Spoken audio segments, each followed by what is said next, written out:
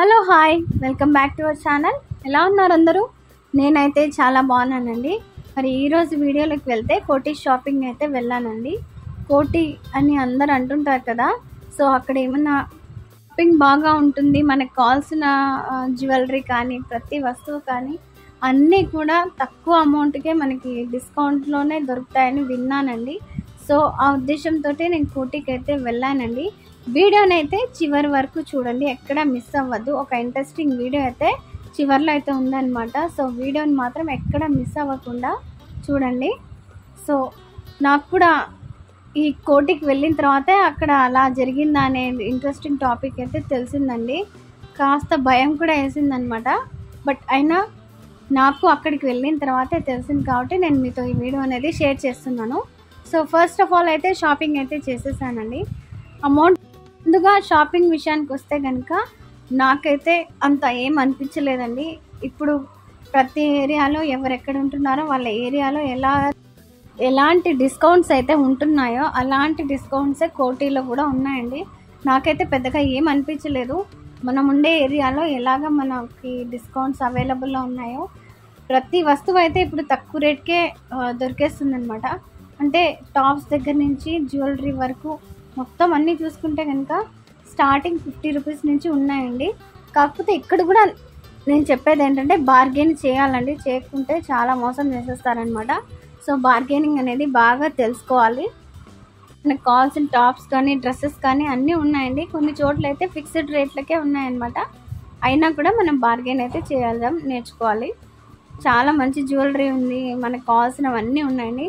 Hand bags అన్నీ అయితే ఉన్నాయి, కానీ నాకు అంత అనిపించలేదు. ఎందుకు అంటే మనం డిస్కౌంట్ ఆడుతున్నాం, వాళ్ళు ఇవ్వట్లేదు అనమాట. మనకు జనరల్గా మన ఏరియాలో దొరికే థింగ్సే అన్నీ దొరుకుతున్నాయి అనమాట. హైదరాబాద్లో ఏ ఏరియాలోకి వెళ్ళినా ఇటువంటివే ఇంతే తక్కువ అమౌంట్లో దొరుకుతాయి అనమాట.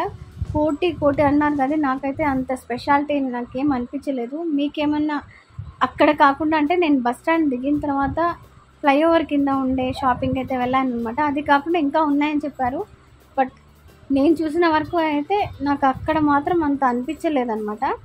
సో ఫైనల్గా లాస్ట్ అయితే నేను ఇక్కడికి వెళ్ళిన తర్వాత షాపింగ్ అంతా అయిపోయిందండి. అయిపోయిన తర్వాత ఒక చాట్కి అయితే వెళ్ళాను అనమాట, స్నాక్స్ కోసం అనేసి. అక్కడికి వెళ్ళిన తర్వాత మొత్తం అంతా తిన్న తర్వాత మా వారైతే చెప్పారండి, ఈ ఏరియాకి ఈ ప్లేస్కి ఒక స్పెషాలిటీ ఉంది, మీకు గుర్తుందో లేదో అని చెప్పారనమాట. నాకు అసలు అర్థం కాలేదు ఏంటి స్పెషాలిటీ ఇక్కడ అనేసి. తర్వాత బయటికి మనం స్నాక్స్ పానీపూరి ఇవన్నీ ఉంటాయి కదా, పావ్ బాజీ ఇవన్నీ చేసిన తర్వాత బయటకు వచ్చేసాను. బయటకు వచ్చిన తర్వాత బయట పేరు అయితే చూపించారండి.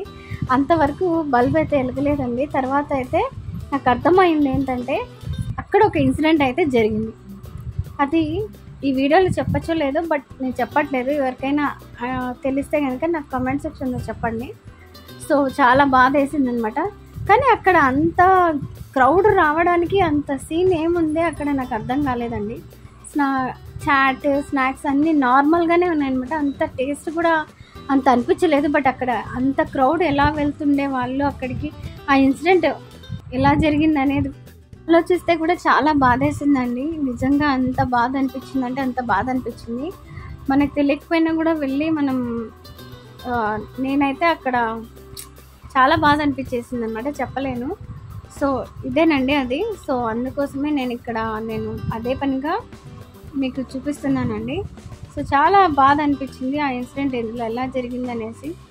సో ఈ వీడియో మీకు నచ్చిందని అనుకుంటున్నాను. నచ్చితే మీ ఫ్రెండ్స్ అండ్ ఫ్యామిలీకి షేర్ చేయండి.